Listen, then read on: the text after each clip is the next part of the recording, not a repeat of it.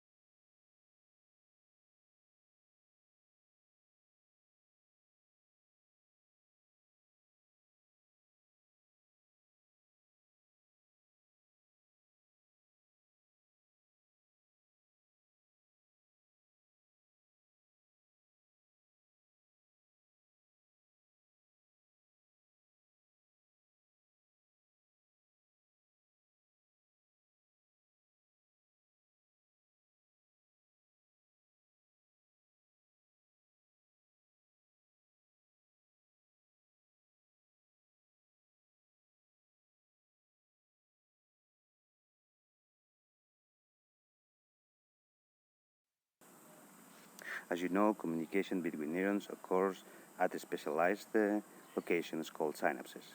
There are two types of synapses, electrical synapses and chemical synapses. Electrical synapses contain a large number of gap junction channels that connect presynaptic and postsynaptic cells. When an action potential arrives to the presynaptic terminal, the electrical signal travels through these gap junction channels, inducing an inward current in the postsynaptic cell and therefore a depolarization of the postsynaptic cell.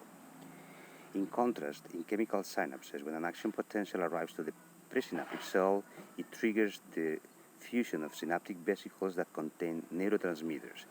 These neurotransmitters then binds to specific receptors, ionotropic receptors in the postsynaptic cell, and activation of this receptor leads to changes in the membrane potential of the postsynaptic cell. In this case, the electrical signal is transduced to a chemical signal that then is also transduced by these ionotropic receptors into an electrical signal of the postsynaptic cell. In these classes, we are going to see how these ionotropic receptors are responsible for transducing the chemical signal in form of neurotransmitter into an electrical signal into the postsynaptic cell.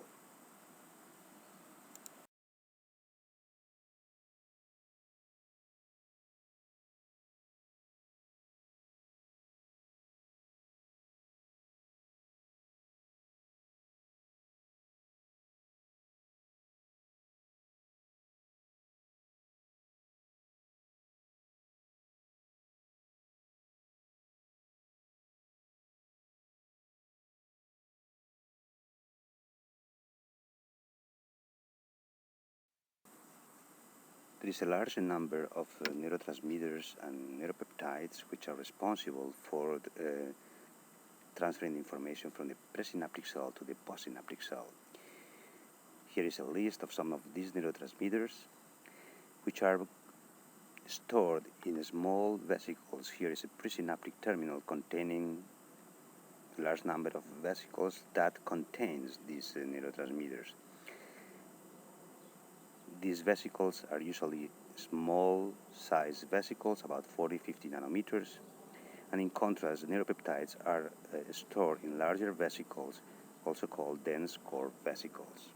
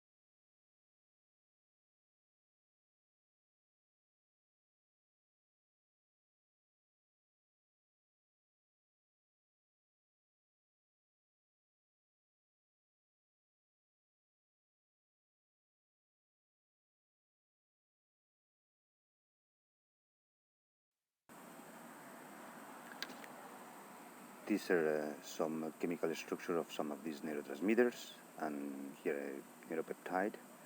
And these are two important concepts you have to remember.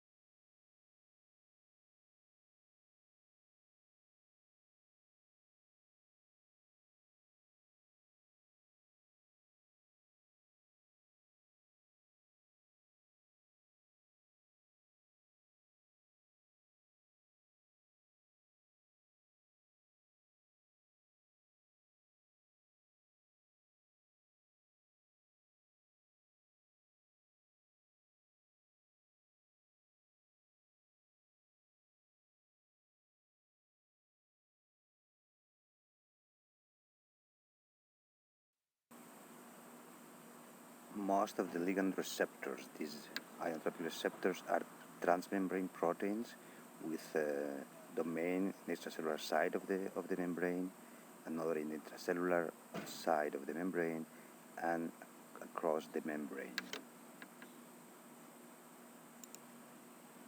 This is an example of the nicotinic acetylcholine receptor showing this structure.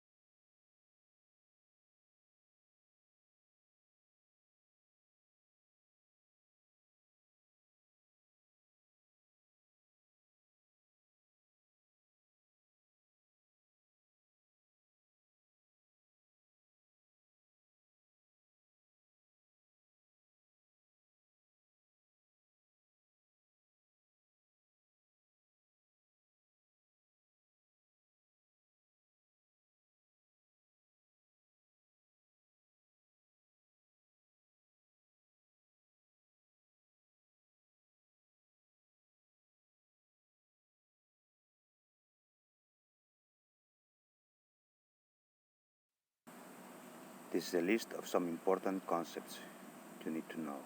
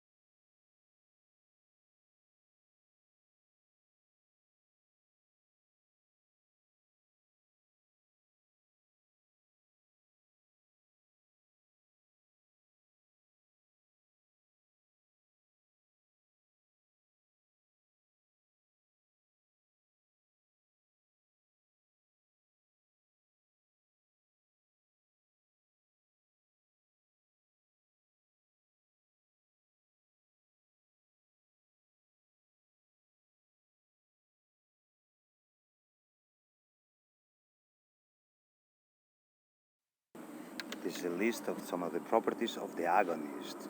Agonist could be the endogenous neurotransmitter or could be exogenous agents produced in the lab.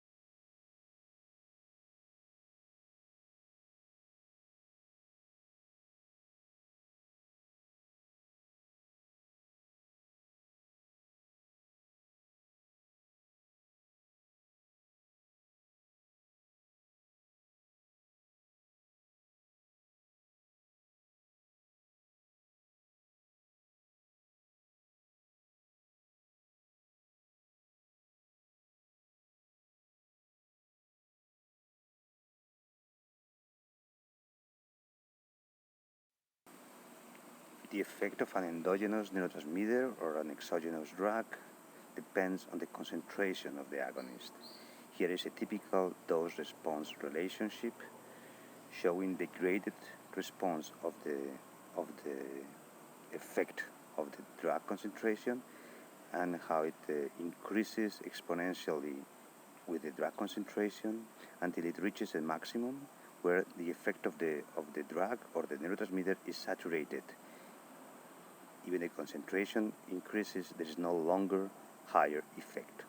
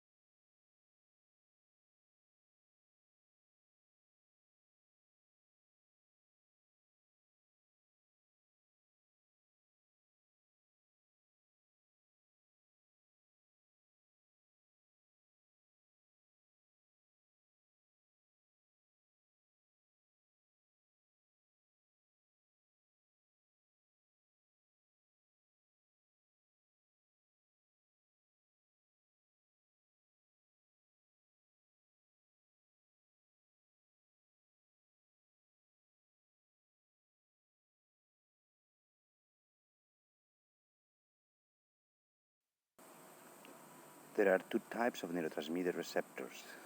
Those ionotropic receptors, which are ligand-gated channels that allows the flux of ions through the channels, and we are mainly devoted these classes to these receptors, but I want you to remember there are also metallotropic receptors. These are receptors that are not forming channels in the membrane, but they trigger a signaling cascade based on second messenger activation. The activation of these receptors, the ionotropic or metallotropic receptors, can lead to the excitation of the cell, showing these excitatory postsynaptic potentials, or they can lead to the inhibition of the cell by hyperpolarizing the membrane potential, these inhibitory postsynaptic currents. Eventually, the excitation which is based on the excitatory postsynaptic potentials, can lead to the action potential generation that produce the activation of the postsynaptic cell to trigger action potentials.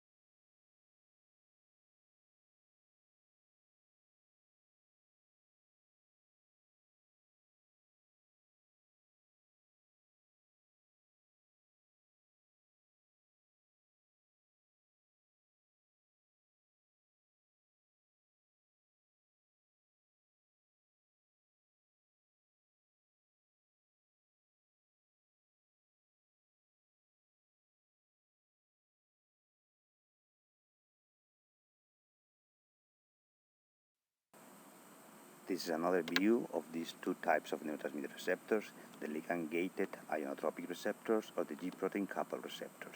The ionotropic receptors form channels that allows the flux of ions through the channels. In contrast, the G-protein coupled receptors, the metaotropic receptors, when they bind the neurotransmitter, they activate G proteins that then can produce some effects in the cell. Eventually, they could also modulate the activation of different channels, producing changes in the brain potential. But in addition, they can trigger intracellular cascade for different effects in the cell.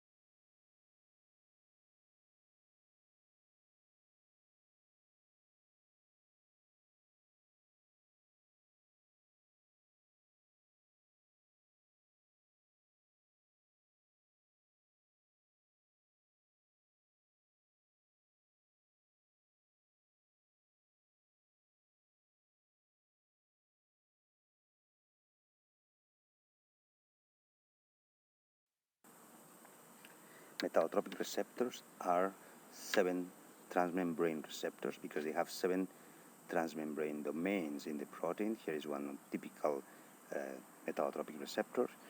Here is the three-dimensional structure with an extracellular loop where the ligand binds, and there's a huge intracellular loop where the G proteins are coupled. Activation of these receptors lead to the activation of the G proteins that then can trigger different intracellular signaling cascade. They can interact with ionic channels, regulating the function of the ionic channels. They can regulate adenylyl cyclase activity, or they can activate phospholipase C, triggering a wide variety of different intracellular responses.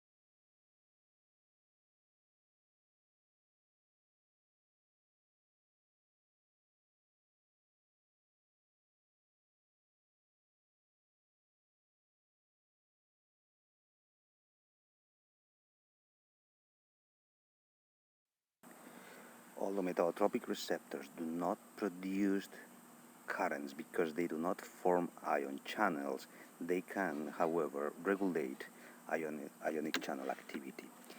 Here is a view of the metaotropic muscarinic acetylcholine receptor that is binding to G proteins, and when this receptor is activated, the G protein, the alpha subunit, can interact with other enzymes, other proteins, or other intracellular cascades, but also they can interact with ionic channels, producing the opening or the closing of these channels.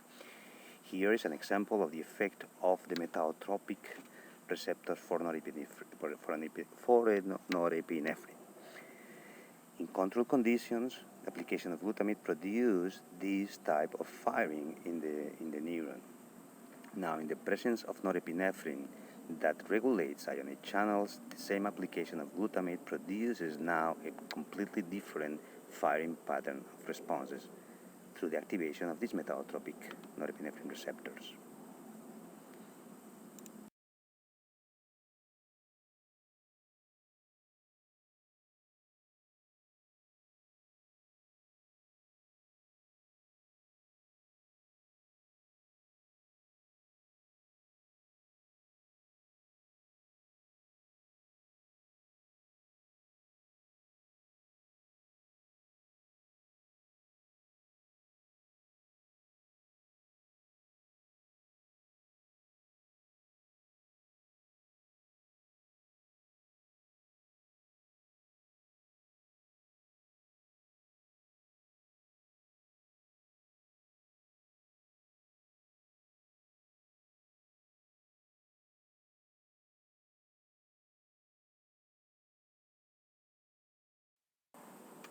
Let's go back to the ionotropic receptors, those receptors that form channels that allow the flux of ions when they are activated. What kind of signals they produce in the postsynaptic cells? Well, they can produce excitatory postsynaptic currents or potentials.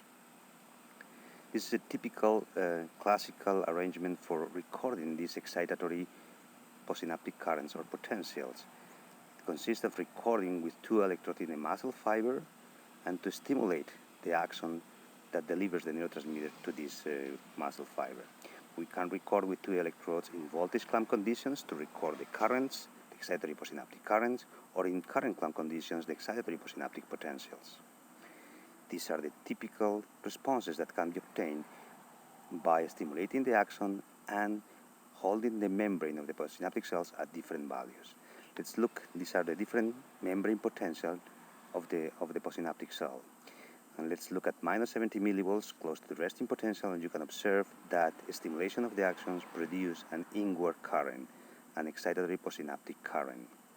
The amplitude of this current changes with the voltage in the postsynaptic cell. At some point can even be almost close to zero at minus 3 millivolts and could be outward when the cell is highly depolarized. We can construct the IV curves of these amplitudes, and is depicted here, and you can observe that the current is almost linearly related to the membrane potential of the postsynaptic cell.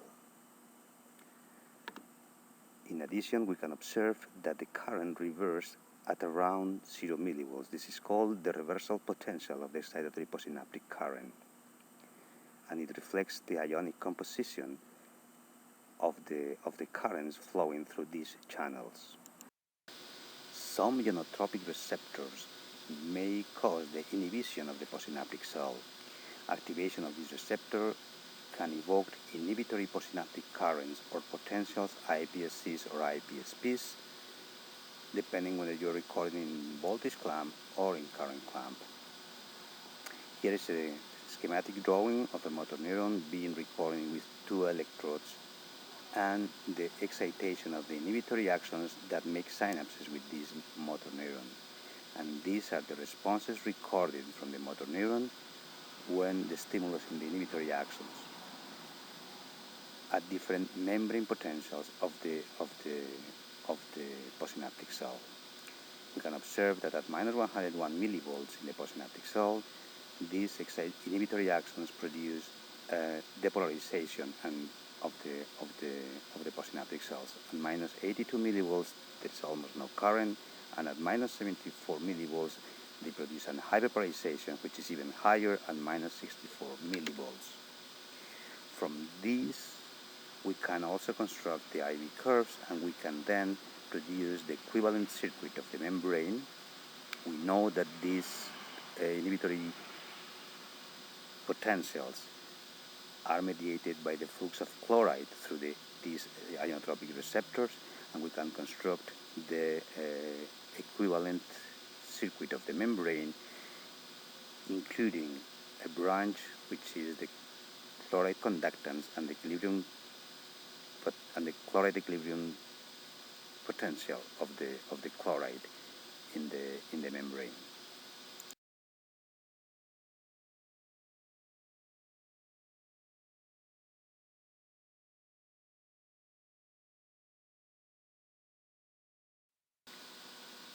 There are three major classes of ionotropic receptors based on the structural properties of these receptors that are grouped in these three classes. We are going to go through these structural properties in detail in the following slides.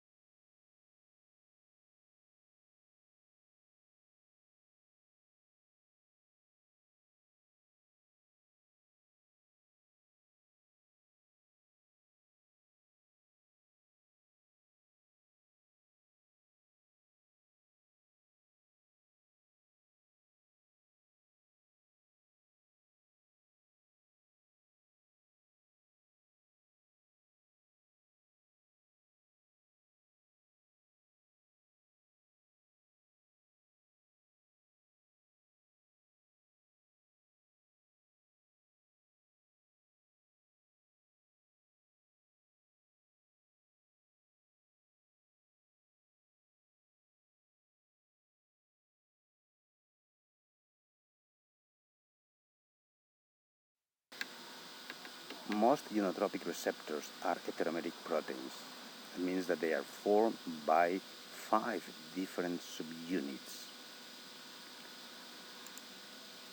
Every subunit has an extracellular domain and intracellular loops, and they have 4 transmembrane domains that crosses the membrane.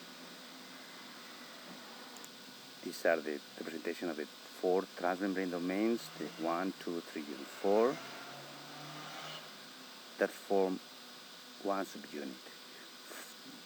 The assembly of 5 of these subunits produce the ionotropic receptor. These panels represent schematically one acetylcholine receptor. We observed here one subunit with the 4 transmembrane domains. When 5 of these subunits are assembled together, they form this acetylcholine receptor. Here is the schematic representation with these 5 subunits, 2 of them alpha subunits, 1 beta subunit, delta subunit, and gamma subunit. Here is an internal view of the receptor showing the channel formed by the arrangement of these subunits.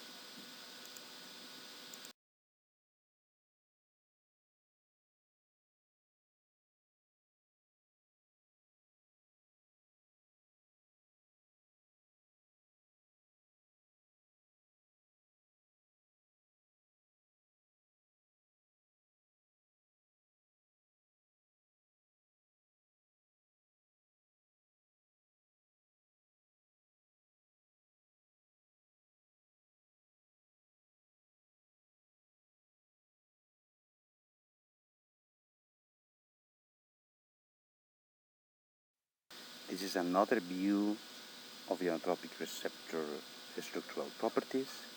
Here is a image of the four transmembrane domains for a typical subunit. Here is the structure of glutamatergic ionotropic receptors. They do not have the four transmembrane domains. They have three transmembrane domains and a pore loop that does not go through the membrane completely. So it has only three transmembrane domains. Here is the assembled subunits and the 5 subunits assembled to form a receptor. Here is a list on the different ionotropic receptors for AMPA, NMDA, kainate, GABA, glycine, acetylcholine, serotonin, and purines. And you can see the different subunit composition that can lead to different receptors when they are assembled in different stoichiometry.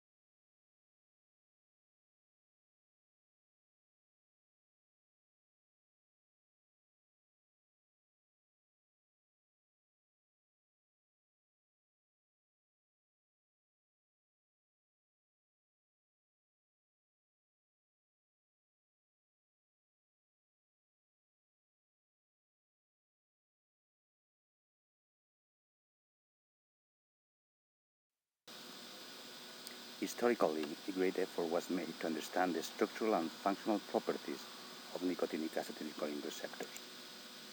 These receptors are highly expressed by muscles at the neuromuscular junction, and these receptors are responsible for transducing the chemical signal in the form of acetylcholine released by the presynaptic terminal into electrical signal into the muscle that produce the contraction of the muscle.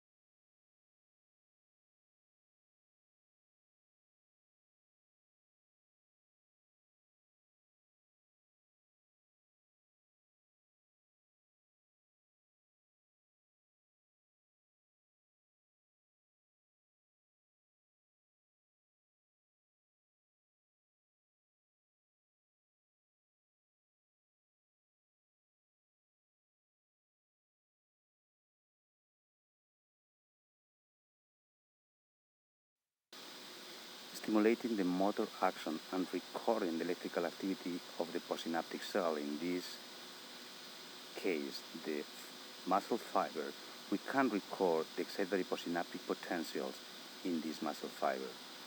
These excitatory postsynaptic potentials in this case are called end plate potentials. And the amplitude of these responses depend on the distance from the end plate potential. At shorter distances, we observe the higher amplitude of the response. At longer distances, the response is much lower due to the electrotonic propagation of the currents that are being generated in the end plate, according to the electrotonic propagation of electrical signals that you have seen in previous classes.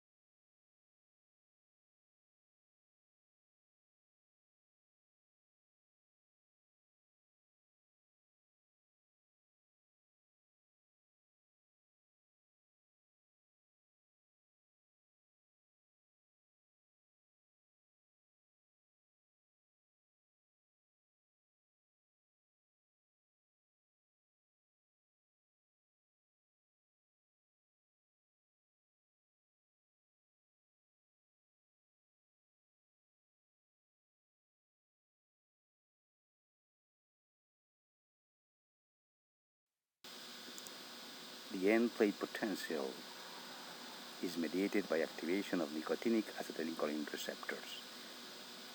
These ionotropic receptors are pentameric proteins of 5 different subunits, and every subunit is composed by 4 transmembrane domains.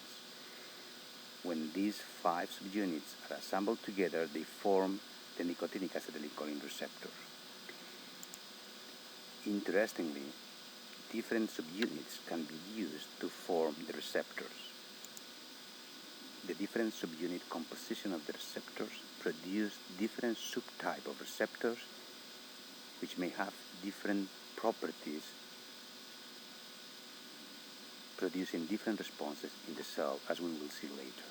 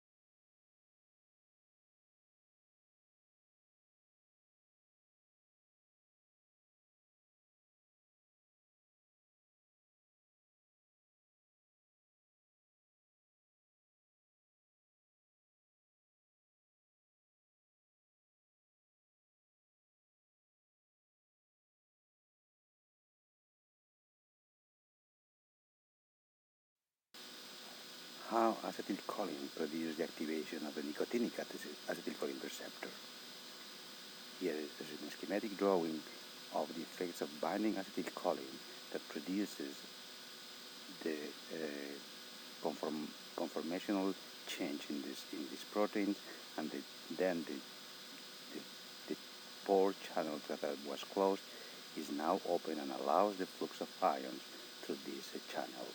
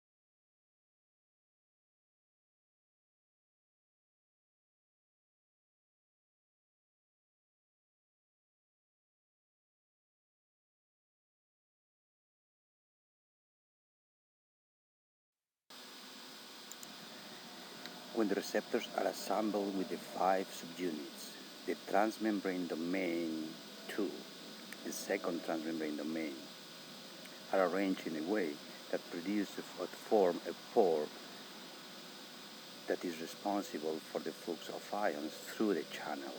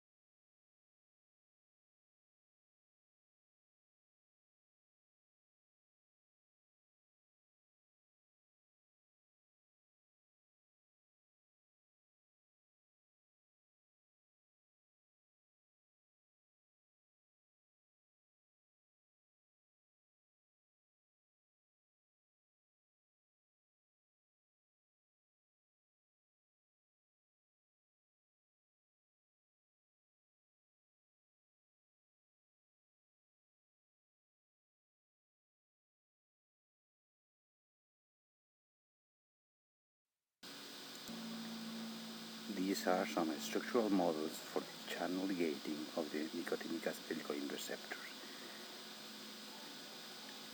In the absence of acetylcholine, the channel is closed, and when the acetylcholine binds to the receptors, then there is a conformational change in this receptor that produces the opening of the pore to allow the flux of ions through the channel.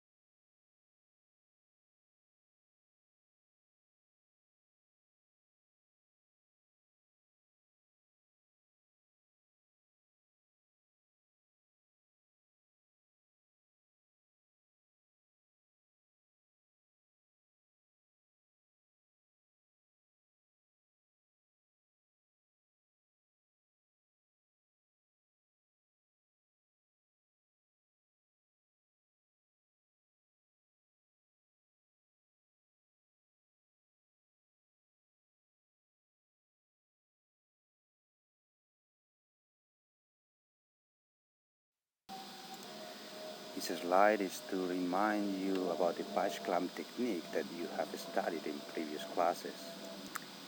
In the different configurations of this technique, the currents in the whole cell can be recorded, but also the single channel activity can be recorded from a single channel.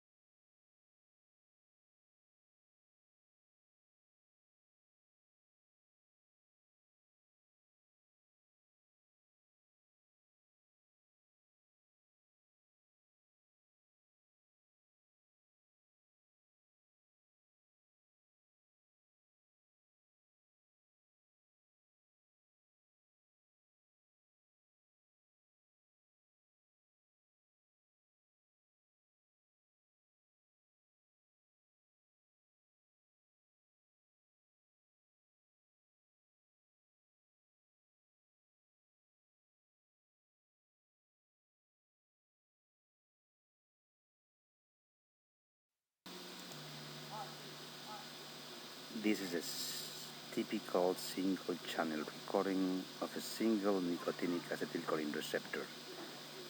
It goes from the closed state to the open state when the acetylcholine is bound to the receptor.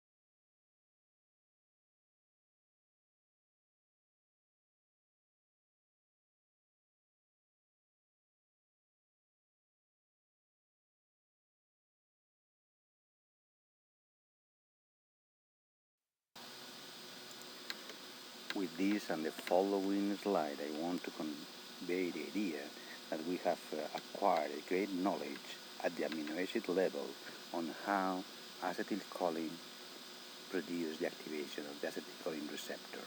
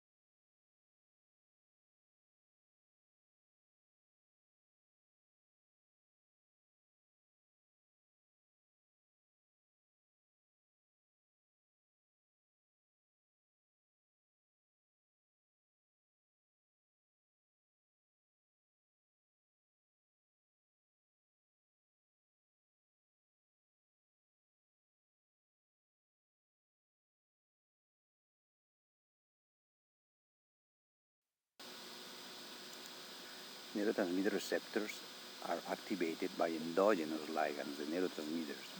But in addition, they can also be regulated by different exogenous molecules that act as antagonists or agonists. In the case of nicotinic acetylcholine receptors, I show you here two antagonists and one agonist that can regulate the activity of these receptors.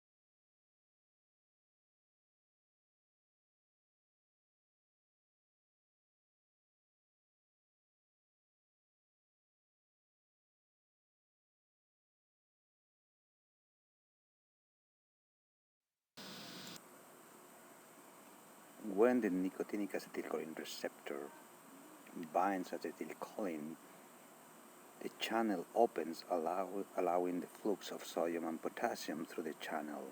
This can be recorded with a patch clamp technique with a single channel recording activity. Here are the responses evoked by acetylcholine.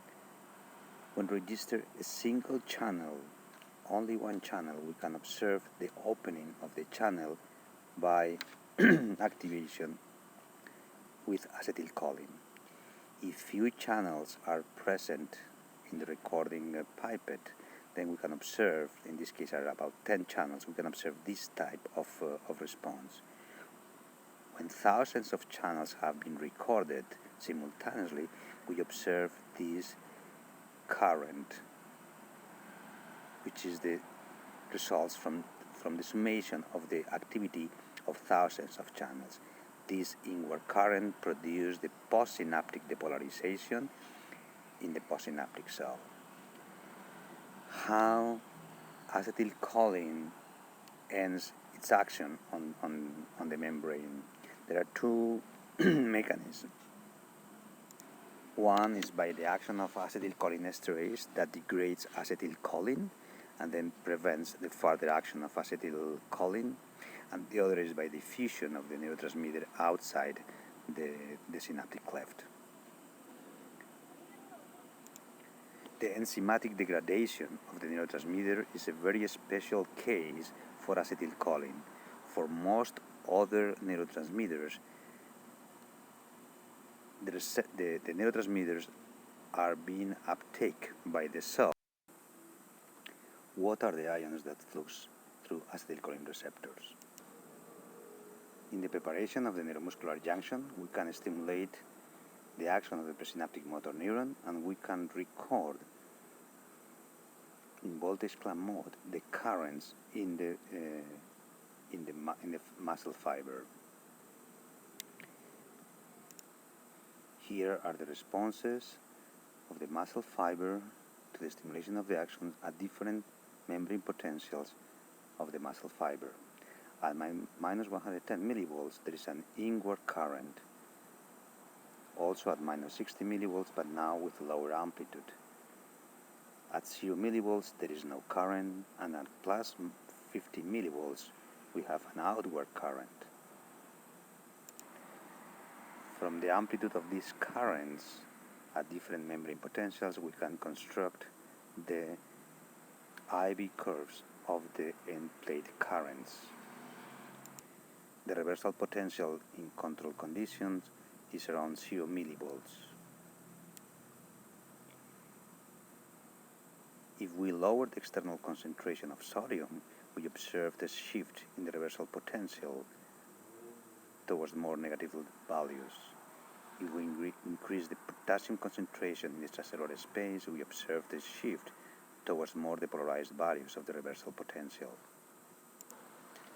As you know from previous classes, according to the Ohm's law, the current recorded is equal to the conductance multiplied by the membrane potential minus the reversal potential of the ion.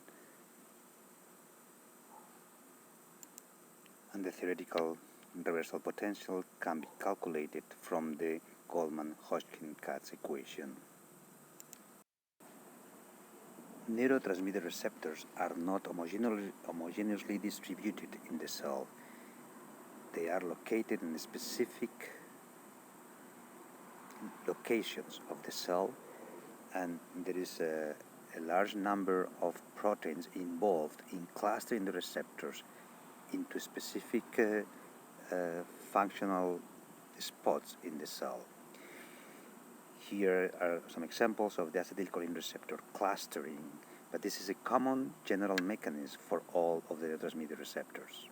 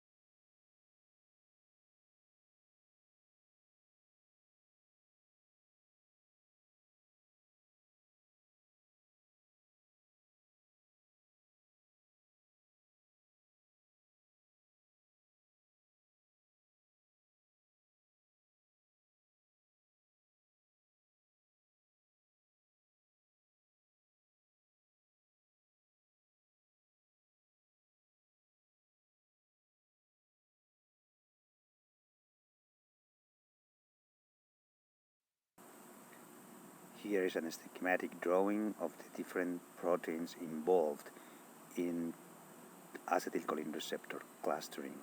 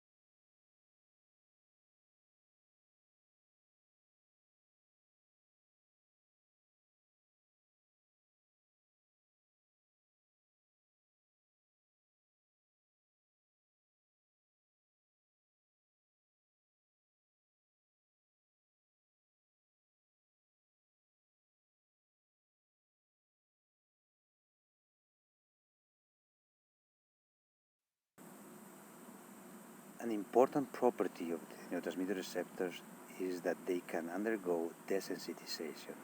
That means that the channel does not open despite the fact that the agonist is present and can be bound to the receptors, but they can no longer be activated. This is called desensitization and has a very important physiological meaning. Here are the responses recorded with the patch clamp technique to the application of acetylcholine at different concentrations. You can observe that even at higher concentration the response is much lower because the receptors get desensitized.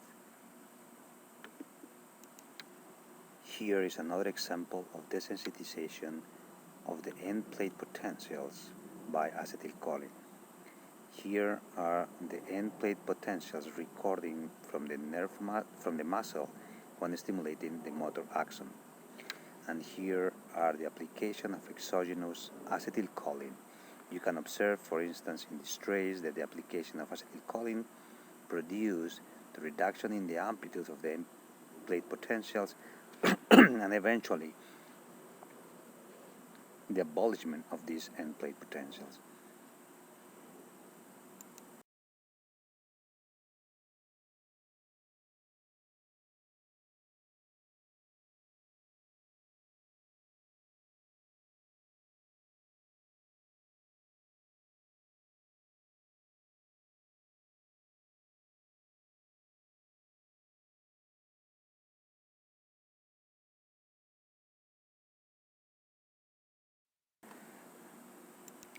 As we have seen in previous slides,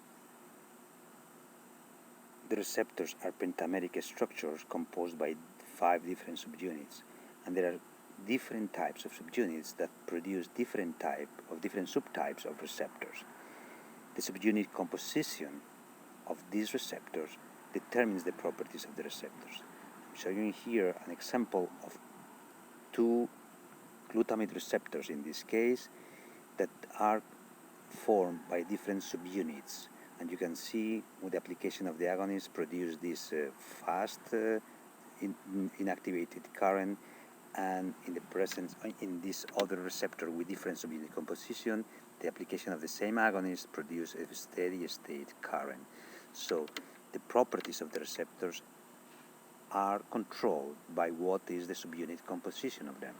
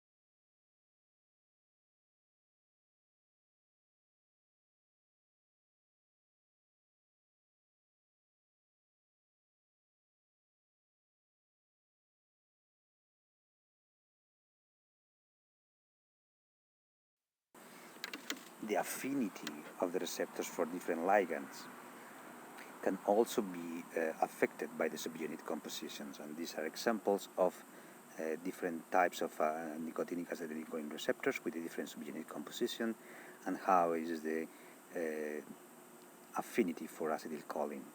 Also, the calcium and sodium permeability of these receptors change dramatically depending on the subunit composition.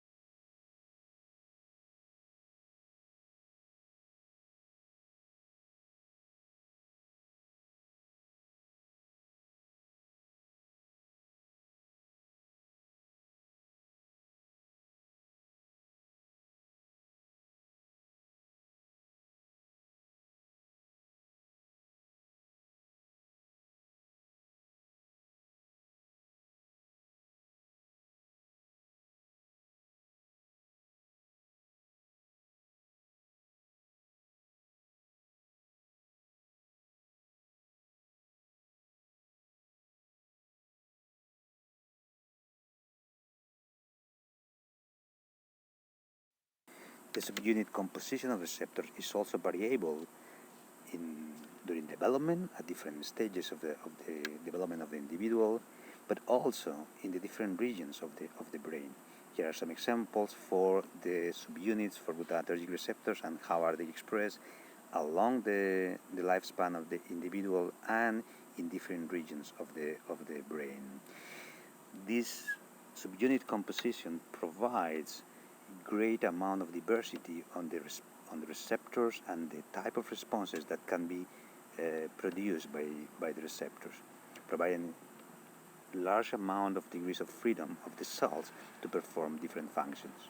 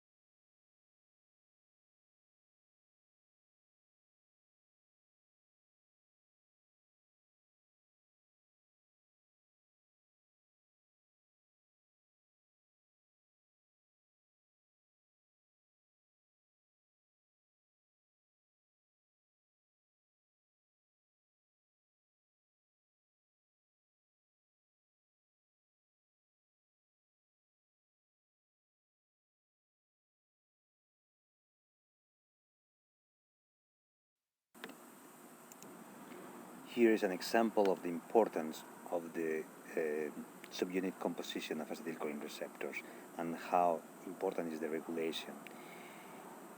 In young animals, during the hearing of onset, the expression by presynaptic terminals of alpha-7 nicotinic receptors, these are receptors that contain the alpha-7 subunit, is involved in the consolidation of the synapses that are being active. Later on in the adult, these alpha-7 receptors now are replaced for alpha-4 beta-2 containing receptors that do not permeate calcium and therefore produce a different activity in the presynaptic cell. This subunit composition regulation is thought to be very important in the critical period for consolidating the synapses.